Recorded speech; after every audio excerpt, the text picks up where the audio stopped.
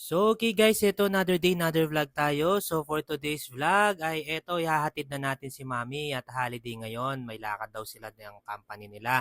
At ayan, pansin nyo naman, nagme-makeup siya. Grabe, sobrang ganda talaga ng asawa ko. At ito na nga, mabilisan lang, nandito na kami. Syempre, hindi mawawala yung pampaswerte. At ayun, pasakay na ng van si Mrs. ko, nag-finger heart pa. Grabe, nako. At ito nga, medyo nagka-regret ako dito, yung isang asawa daw nung kasama niya gusto magpa-picture kaso hindi ko na-entertain. Sorry, next time na lang po.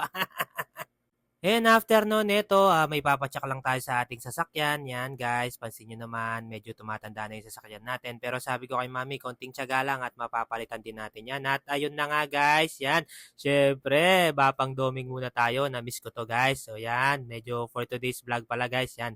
Medyo titreat ni Daddy Jepo yung sarili niya. Yan, kasi wala naman tayong ganong gagawin. Yan, pansin nyo, sarap na naman ako.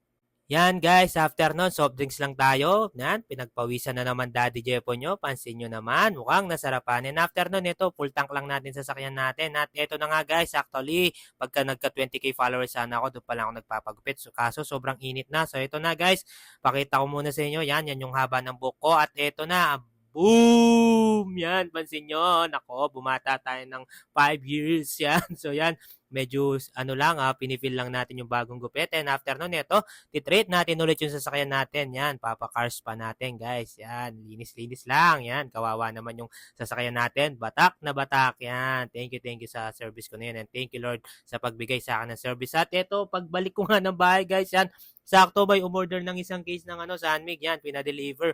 So, dali-dali ko nang dineliver yan. And after nung guys, ito, ligo lang tayo para matanggal yung mga buhok-buhok. And boom! Nako, yan, pansin nyo naman, di ba? So, yun lamang guys. Finger heart kayo sa akin.